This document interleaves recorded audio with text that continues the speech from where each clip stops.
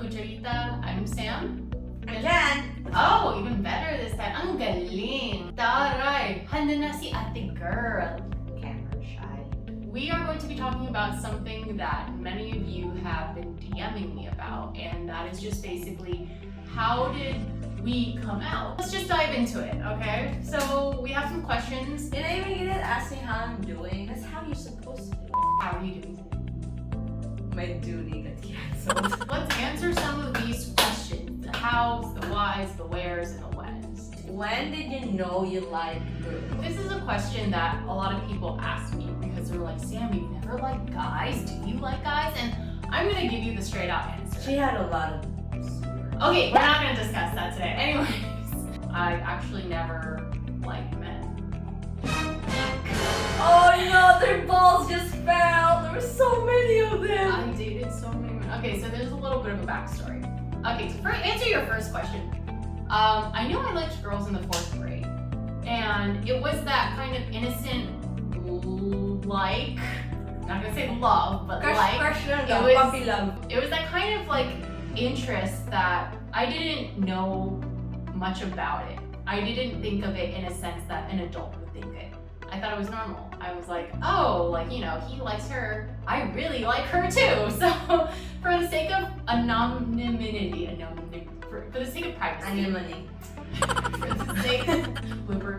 the sake of privacy, we're gonna call her CH. Like, my heart would like do this every time I see her. I would get like so excited thinking about like when I would run into her and everything in the hallway.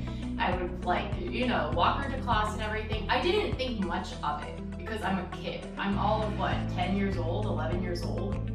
I didn't think much of it. I thought it was like, I was enjoying myself. And then there were a couple other girls that I really liked. Wow, why do I feel a little awkward? When did you know you liked girls? I didn't. It just happened too. I was always the boyish one in the class. All my friends are boys. I don't like hanging out with the girls because all they talk about are gossips. Chica, how they hate this girl. But you're so good at this. That's now. As an adult, that's now. Start with what? Grade 5 that I really had a crush on this girl back in my school. What if she's watching this? Sino yan? I'm like, huh, this is funny. This is something different. And then, you know, we lost touch with each other. We were not really talking about like, you know, we're not like in communication anymore after she graduated from grade school. So I didn't know where she went. And then I moved on to high school. And then, oh my god, the classmates are really good.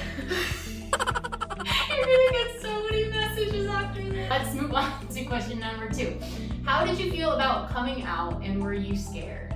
How did I feel about coming out? I did not really come out. I think my family just figured. I was okay with people knowing I'm gay. I was okay with people knowing, you know, I'm dating a girl. I know my mom or my dad would still be accepting. I grew up in a household where I'm also kinda the adult one in the family.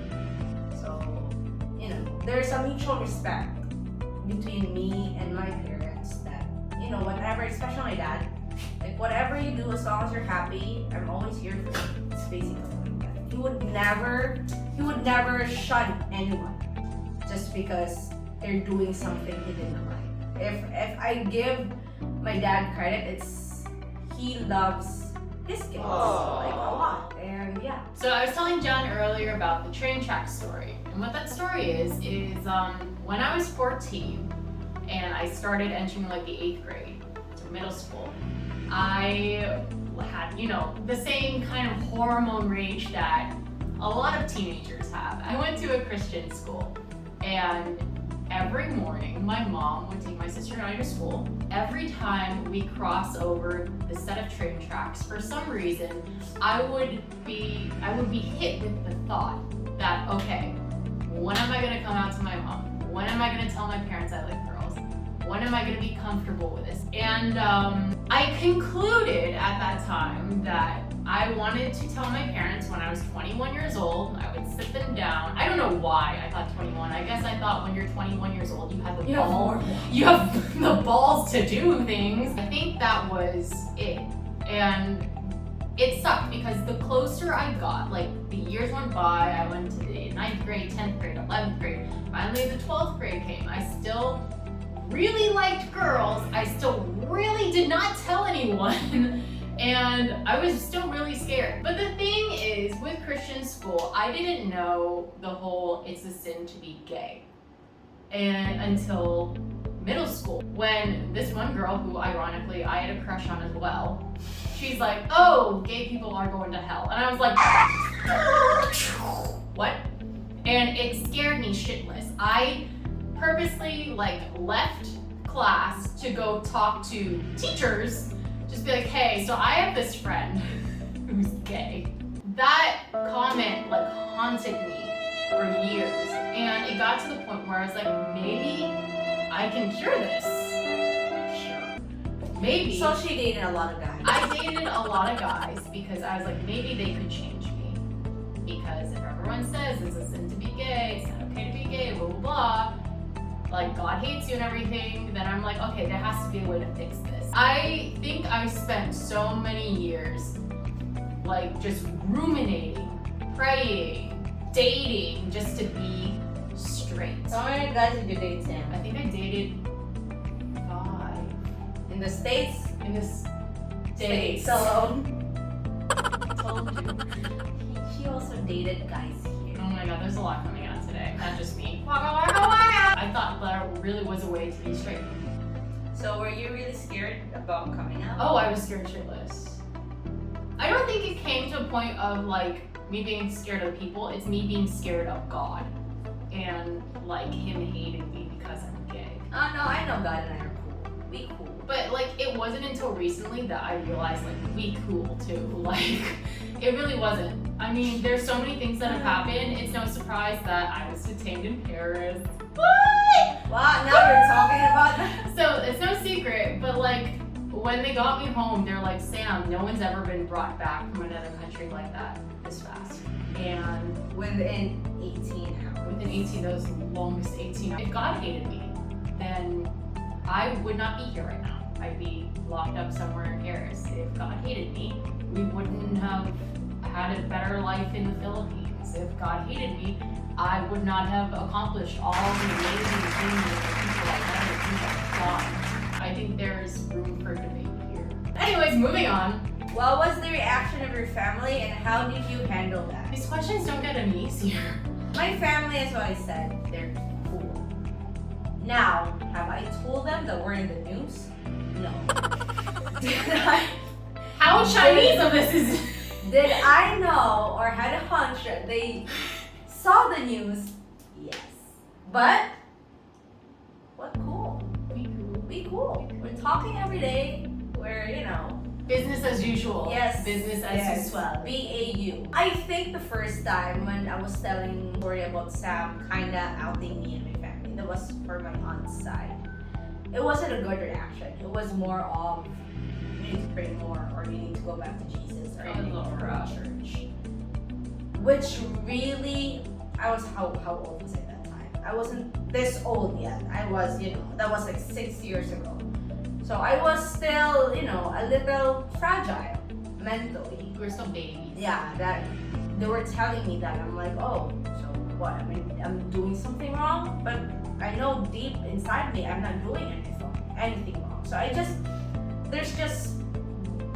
built a little resentment because I hate homophobic people. I have an uncle that's gay, and you knowing that I'm gay, you're telling me that.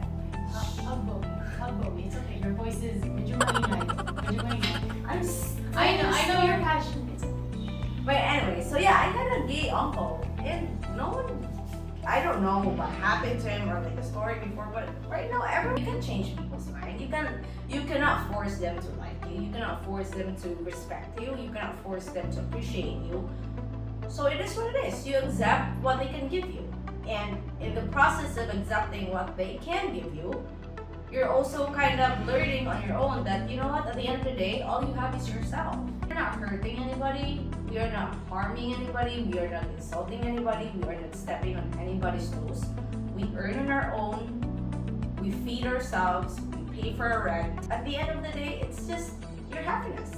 I think the most you can do, if ever, is just to educate people and leave them with a good influence. Like John said, you can't force anyone to do anything. You can't change a generation of Yeah, you cannot. of It's mentality. hard. It's But hard. what you can do is you can educate, influence, understand, and be open to communication. Healthy. Don't brush it under the rug. Don't brush it under the rug. Like, the thing with John and I is we did not have a guide to this.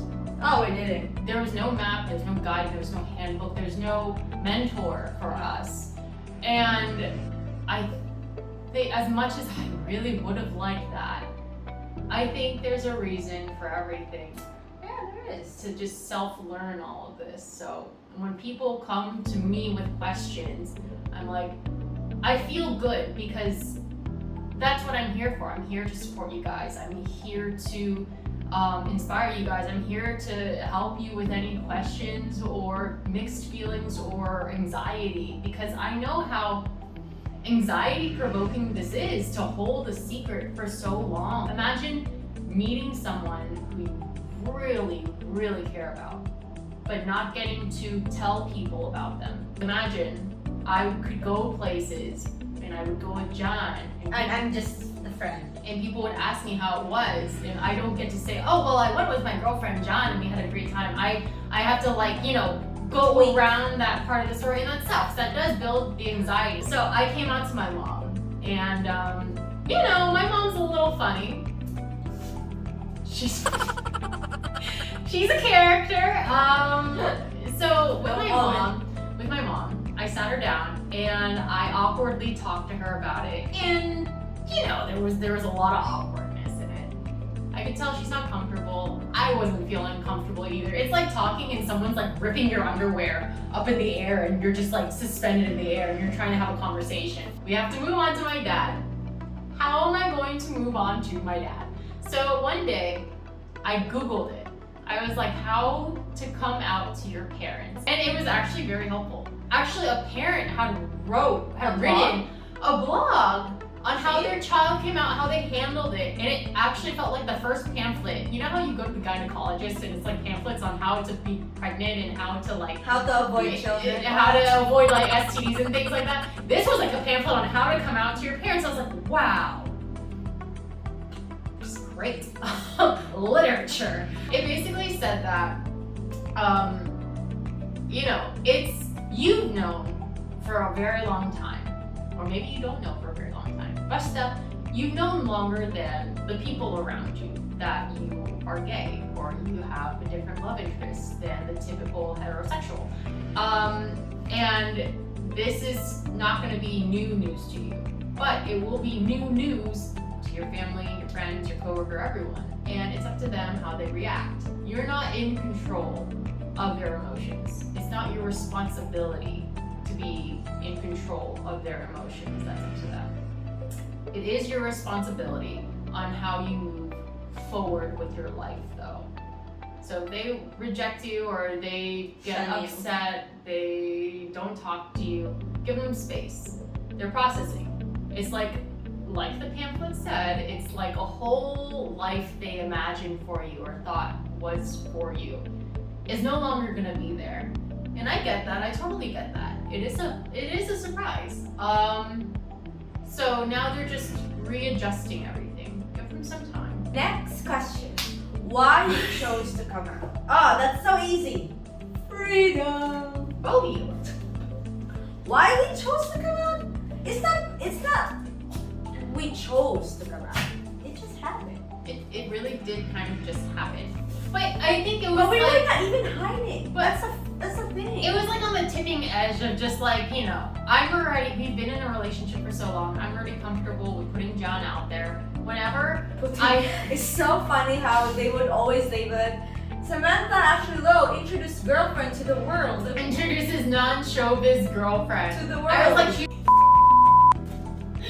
no, okay. Anyways, in all seriousness, I think my girlfriend is sexy as hell. All right, guys. So those are the questions. We've answered them for you, and we just feel good. We're really happy. So again, guys, I have endless messages from you, and we're always gonna be here for you. We know what it's like to just. We've been there, we've done that. It's scary. It's scary to go through this without a guide. It's scary to do this and you feel alone. But that's what we're here for. And there have been times where I just felt like, did I do the right thing?